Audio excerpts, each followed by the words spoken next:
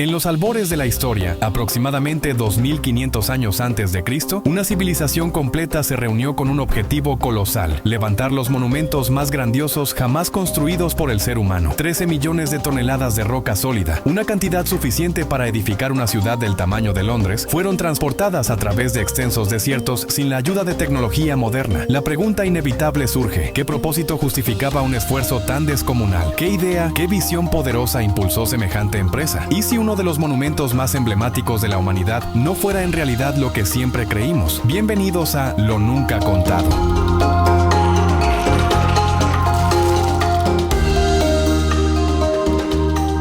Cuando el sol comienza a elevarse sobre el Sahara, sus primeros rayos iluminan los bloques de piedra caliza de la Gran Pirámide de Giza, encendiéndolos con un resplandor dorado que ha fascinado a quienes la contemplan durante más de 4500 años. Así inicia un recorrido hacia los enigmas ocultos en esta antigua maravilla del mundo. Construida alrededor del año 2560 a.C., la Gran Pirámide se erige como una demostración monumental de la ambición y la capacidad técnica del antiguo Egipto. Tradicionalmente se le ha atribuido la función de tumba del faraón Keops, pero sus dimensiones resultan abrumadoras: más de 2 millones de bloques de piedra, algunos con un peso de hasta 15 toneladas, colocados con una precisión tan extrema que ni siquiera una tarjeta puede deslizarse entre ellos. Para comprender su escala, basta decir que su base ocupa una superficie equivalente a la de 5 campos de fútbol. Al ingresar en la pirámide, se recorre un pasaje descendente, un corredor estrecho que se extiende por más de 100 metros, similar a la longitud de un campo de fútbol, con una altura inferior a 1,5 metros,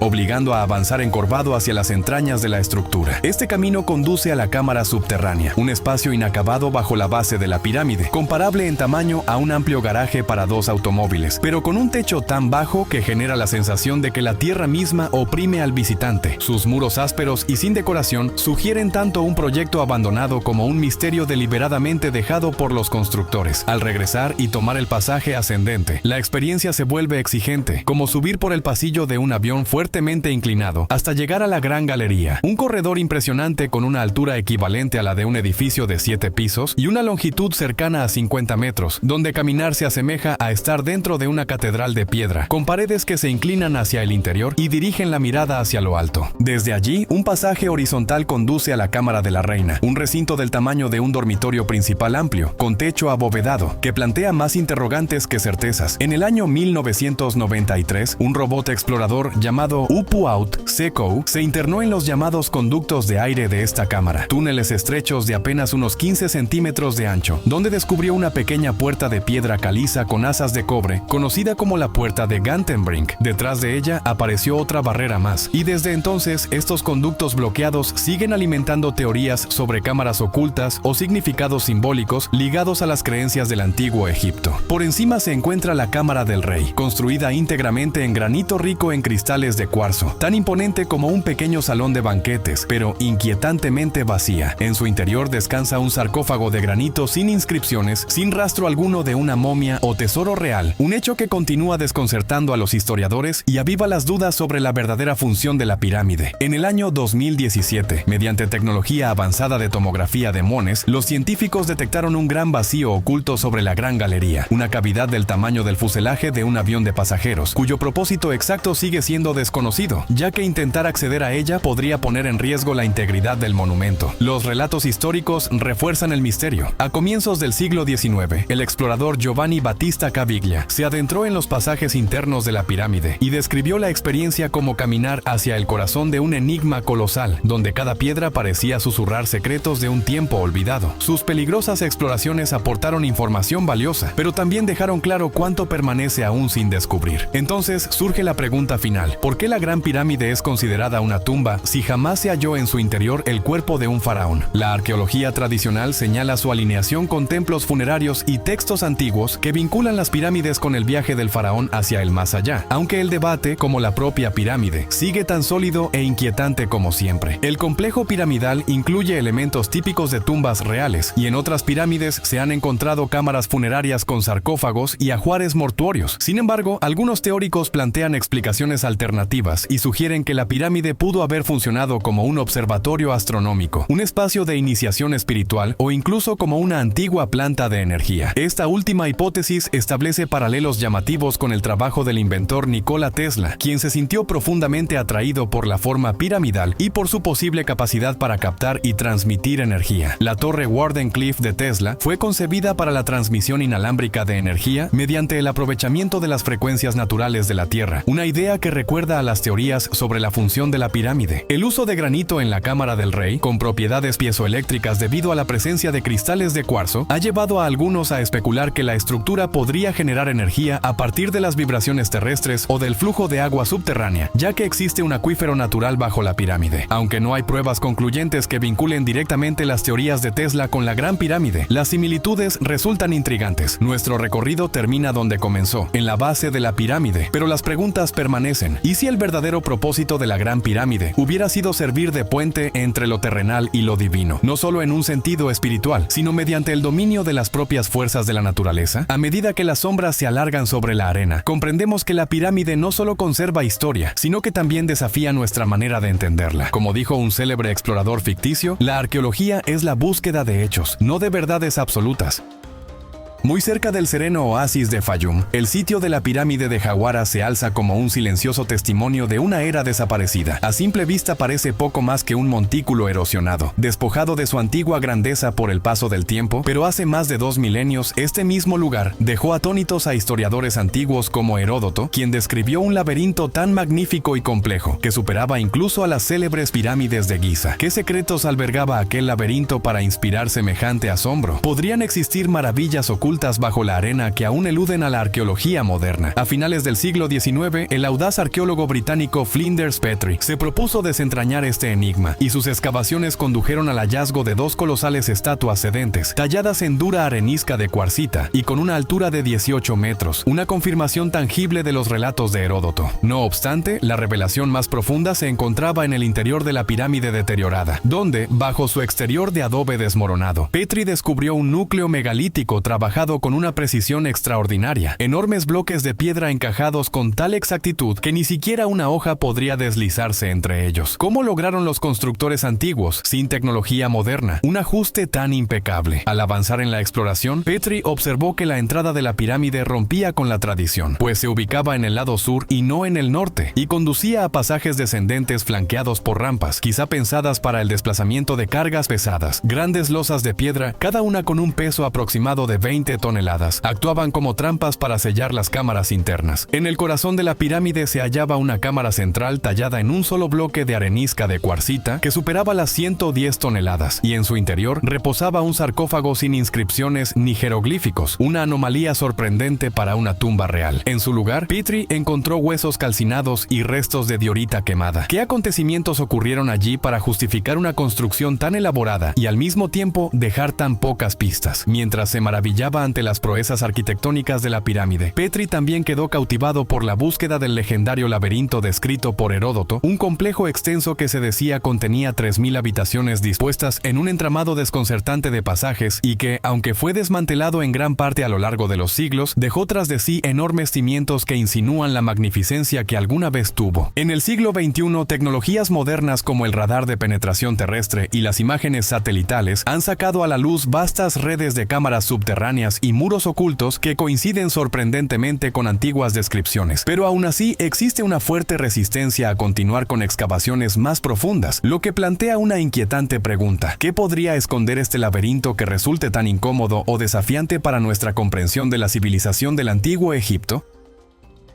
Al trasladarnos a otro enclave igualmente enigmático, llegamos al Serapeum de Saqqara, una necrópolis subterránea envuelta en misterio, donde se ocultan colosales cajas de granito, cada una tallada a partir de un solo bloque y con un peso de hasta 70 toneladas. Sus superficies externas presentan un pulido casi espejo y ángulos perfectamente definidos, con un nivel de precisión que compite con la ingeniería moderna, mientras que sus interiores replican esa exactitud con paredes lisas y espesores uniformes, lo que conduce a preguntarse cómo artesanos artesanos de hace más de 3000 años pudieron lograr semejantes proezas utilizando únicamente herramientas rudimentarias, considerando además que el granito es una de las piedras más duras y difíciles de trabajar incluso con tecnología actual. Existen teorías que sugieren que los antiguos egipcios pudieron haber dominado técnicas avanzadas hoy perdidas, reforzadas por marcas halladas en otros artefactos de granito, como perforaciones tubulares perfectamente circulares y surcos en espiral en núcleos cilíndricos, rasgos que recuerdan al uso de sierras o taladros de alta velocidad, lo que abre la posibilidad de maquinaria o métodos muy adelantados a su época. A esto se suma otro enigma: el traslado y posicionamiento de estas enormes cajas dentro de túneles estrechos y sinuosos, donde la ausencia de hollín o marcas de antorchas sugiere que estos pasillos oscuros fueron iluminados mediante medios distintos al fuego abierto, planteando dudas sobre cómo lograron mover y colocar objetos tan masivos con tanta precisión en espacios confinados y qué sistemas de iluminación emplearon. Tradicionalmente se ha afirmado que estas cajas funcionaban como sarcófagos para los toros sagrados Apis, pero el esfuerzo extraordinario y la exactitud invertidos en su fabricación hacen pensar que su propósito pudo ser mucho más relevante, incluso relacionado con algún tipo de sistema energético avanzado o funciones que aún no comprendemos, lo que lleva a preguntarse si estamos ante vestigios de una tecnología perdida, capaz de desafiar la línea temporal convencional del desarrollo humano.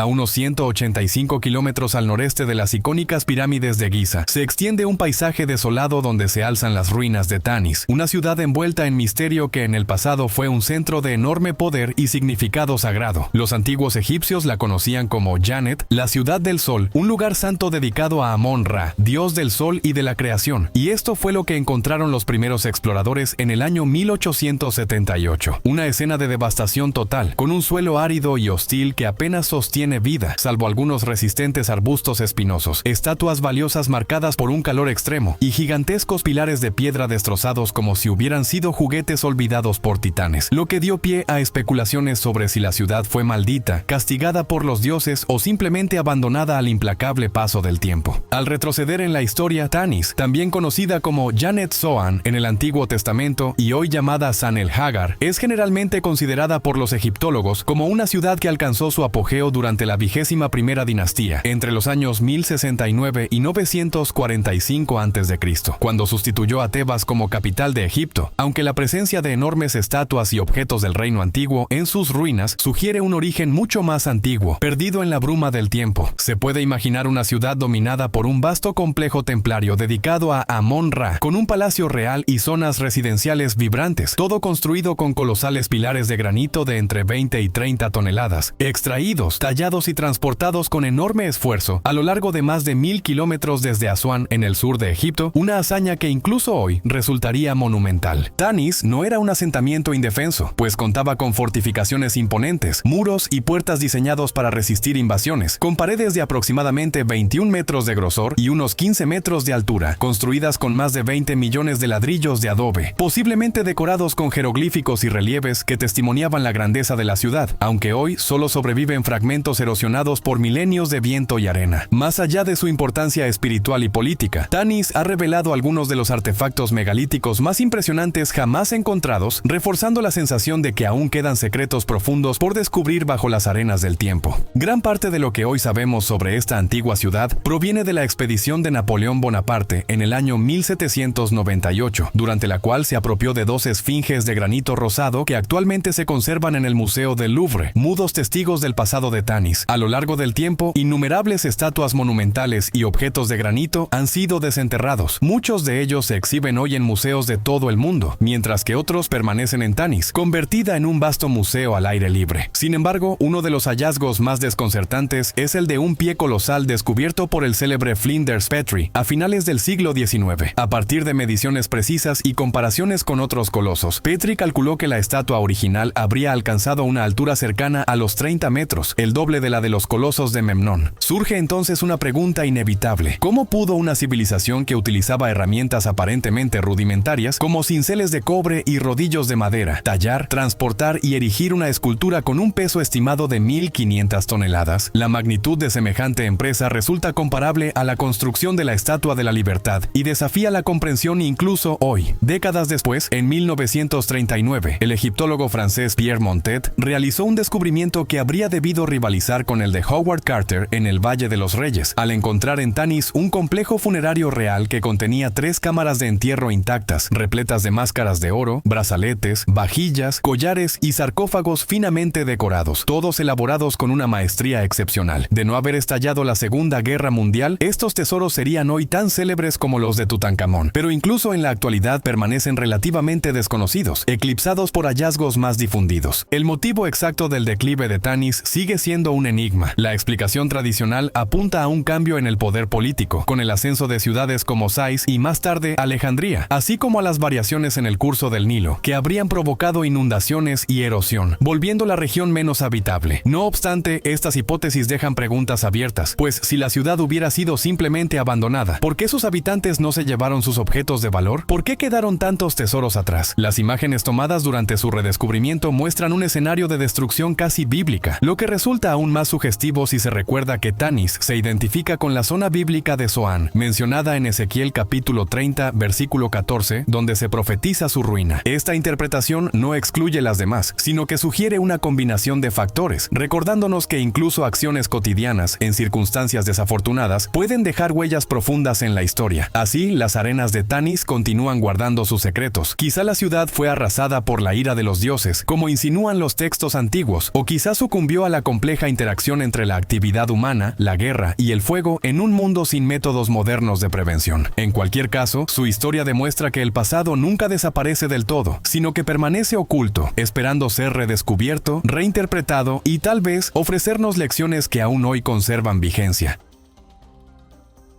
En la antigua ciudad de Luxor, oculta entre los imponentes muros de su gran templo, se esconde un enigma que pone en duda la forma moderna de comprender la ciencia y la filosofía del antiguo Egipto. El egiptólogo Shvaler de Lubitsch, tras 12 años de estudio minucioso del templo de Luxor, sostuvo que los egipcios poseían un conocimiento avanzado, completo y coherente desde las primeras dinastías, un saber que no evolucionó de manera fragmentada, sino que ya estaba plenamente formado desde sus orígenes y que superaba con creces al de otras civilizaciones de su tiempo, revelando una comprensión profunda del universo. Durante su investigación de los relieves y del diseño arquitectónico del templo, de Lubitsch llegó a un descubrimiento sorprendente al que denominó transparencia de los bloques de piedra. Mientras copiaba planos y analizaba los grabados de los muros, advirtió la presencia de pequeñas piedras incrustadas dentro de bloques mayores, elementos que hasta entonces habían sido considerados simples errores constructivos. Él propuso que esas piedras eran, en realidad, marcadores colocados por los maestros constructores para realizar mediciones extremadamente precisas, lo que lo llevó a corregir sus propios cálculos y a descubrir algo aún más desconcertante. Algunos relieves situados en lados opuestos de los muros parecían alinearse de forma imposible, como si la piedra que los separaba no existiera y el diseño pudiera atravesarla. Este fenómeno, que comparó con un billete translúcido, sugería un nivel de intención y destreza técnica que desafiaba la visión tradicional de la arquitectura antigua. Las inscripciones del templo solo podían comprenderse plenamente cuando se observaban como un diseño continuo que trascendía la materialidad de la piedra. Un ejemplo claro de esta transparencia se encuentra entre la sala 12 y la sala 5 del templo de Luxor, donde un bloque separador presenta relieves que parecen proyectarse a través de la piedra. En la sala 12 aparece un jeroglífico que representa tela, mientras que en la sala 5 se observa un cofre destinado a guardarla, ambos encajando como si el muro fuera invisible. La precisión técnica necesaria para lograr este efecto plantea interrogantes profundos sobre el nivel de conocimiento de los antiguos constructores. Los hallazgos de Lubitsch no se limitaron a la transparencia, ya que también identificó el principio de transposición, mediante el cual símbolos y relieves se distribuyen en distintas áreas del templo para crear conexiones multidimensionales. Un ejemplo de ello es el disco solar de Montu en la sala 2, que se proyecta simbólicamente hacia el santuario de la barca de Amón-Ra, mientras que en la sala 6 el contenido de la barca permanece oculto, obligando al observador a recorrer varios espacios para captar el significado completo. Estas técnicas revelan una profundidad filosófica y científica en la cultura egipcia que la egiptología moderna había pasado por alto. De Lubitsch afirmaba que los egipcios no ocultaban el conocimiento, sino que lo expresaban mediante una forma espacial más compleja, dividiendo las ideas a lo largo del templo para que fueran comprendidas de manera integral y no como datos aislados. En su obra sobre el templo de Luxor, describió una gramática arquitectónica completamente nueva, visible en las formas de los bloques, sus uniones y la superposición simbólica, transformando el templo en una biblioteca viva de conocimiento conocimiento accesible solo a través de un estudio profundo. Uno de los aspectos más revolucionarios de su trabajo fue comprender que el significado de una inscripción no podía interpretarse de manera aislada, sino únicamente en relación con los relieves circundantes, lo que sugiere un enfoque tridimensional del saber que involucra al observador en múltiples niveles. Para de Lubitsch, la finalidad de la transparencia y la transposición no era solo completar una idea, sino aclararla de un modo que superara los métodos tradicionales de comunicación. Al adentrarnos en los misterios del templo de Luxor, resulta evidente que los antiguos egipcios poseían una visión singular del arte y la ciencia, donde la conexión entre lo físico y lo metafísico era esencial. Los descubrimientos de Lubitsch no solo cuestionaron las interpretaciones clásicas de la arquitectura egipcia, sino que abrieron la puerta a una nueva forma de entender cómo los egipcios percibían el mundo, un sistema de pensamiento que, según él, también podía encontrarse en otros objetos como los papiros, cargados de significados superpuestos que debían comprenderse como un todo. En este contexto, la transparencia no era solo un recurso constructivo, sino la expresión de una filosofía que colocaba lo metafísico por encima de lo material, mientras que la transposición reforzaba la necesidad de mirar más allá de la superficie y recorrer el espacio para captar la totalidad del mensaje. Este enfoque guarda resonancia con teorías psicológicas modernas como la Gestalt, desarrollada a inicios del siglo XX, que sostiene que el todo es más que la suma de sus partes y que la percepción humana organiza los elementos en una unidad completa. De Lubitsch veía el templo precisamente de esa manera, como un sistema interconectado cuyo significado solo emerge cuando se percibe en su conjunto, lo que conduce inevitablemente a preguntas profundas. ¿Cuál fue el verdadero origen de este conocimiento? ¿Fueron los egipcios sus creadores o herederos de una sabiduría aún más antigua? ¿Y qué pueden enseñarnos estas ideas milenarias sobre la naturaleza misma de la realidad?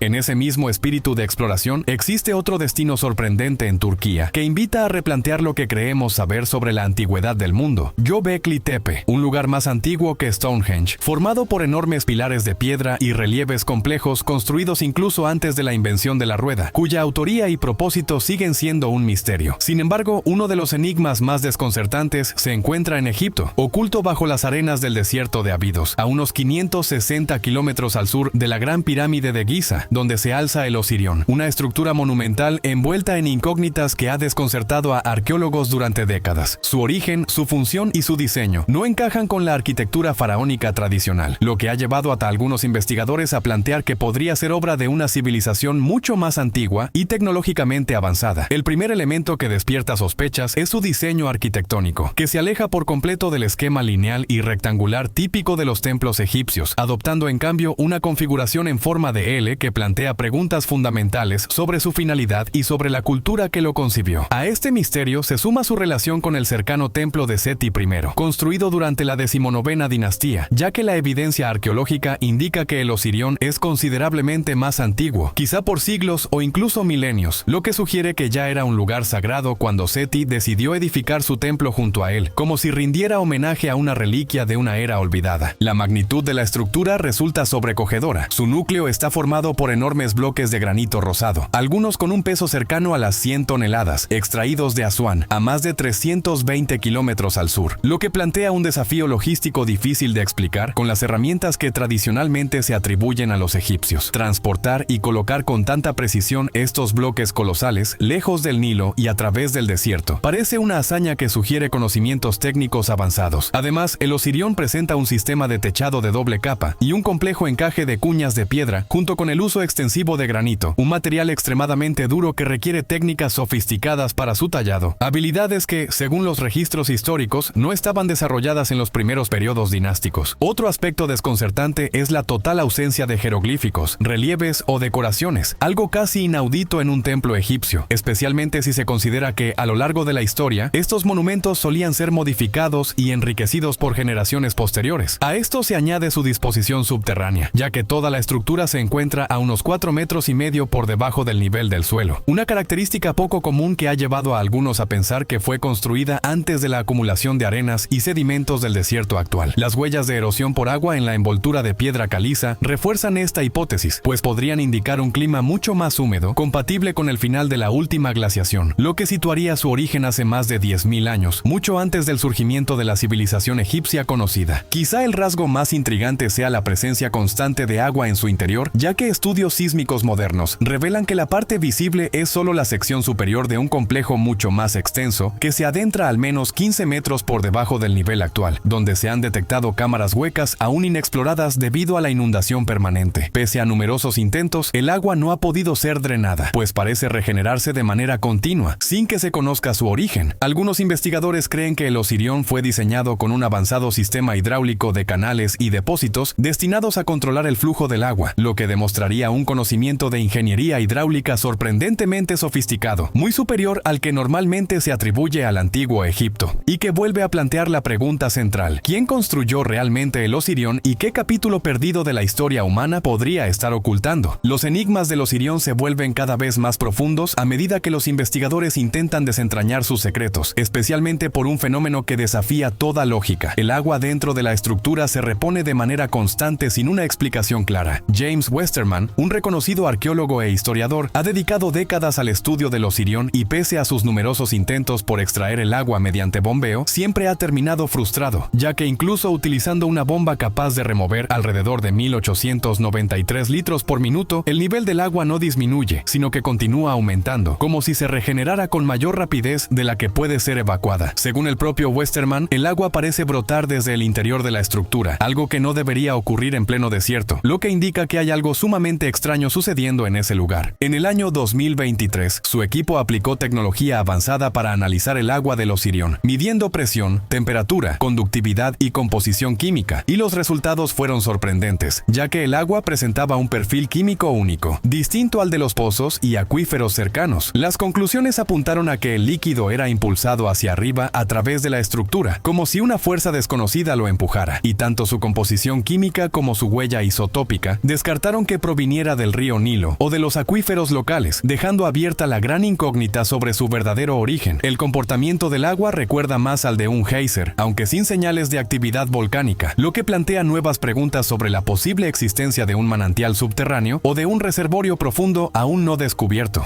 Uno de los aspectos más intrigantes es que, tras estudios hidrológicos, Westermann determinó que el agua es potable después de ser filtrada, y con el tiempo comenzó a beberla de manera habitual, notando un cambio extraordinario. Su visión empezó a mejorar. Afectado por miopía desde siempre, llegó a un punto en el que ya no necesitó gafas, algo confirmado mediante un examen oftalmológico, lo que lo llevó a creer que el agua del Osirión podría tener propiedades curativas, razón por la cual continúa consumiéndola y atribuye a ella su mejoría visual. A esta anomalía se suma la diferencia de temperatura, ya que el agua fuera del Osirión se mantiene de forma constante en 16,9 grados Celsius, mientras que dentro de la estructura alcanza los 23,8 grados Celsius, una diferencia que contradice la segunda ley de la termodinámica, según la cual el calor no puede transferirse espontáneamente de un cuerpo más frío a uno más caliente, lo que sugiere que algo en el interior del Osirión está calentando el agua sin que se sepa qué es ni cómo ocurre. A medida que continúan las investigaciones, la verdadera magnitud y función del Osirión siguen siendo un misterio, y lo visible hoy podría ser solo una pequeña parte de una estructura mucho más extensa que se prolonga bajo la superficie, con cámaras ocultas que permanecen inexploradas debido al flujo constante de agua. Es posible que estos espacios subterráneos guarden claves sobre el origen del Osirión y de quienes lo construyeron, y cuanto más se profundiza en su estudio, más preguntas surgen, reforzando la idea de que se trata de una obra antigua, mucho más compleja y antigua de lo que se había imaginado, quizá fundamental para comprender un capítulo perdido de la historia humana.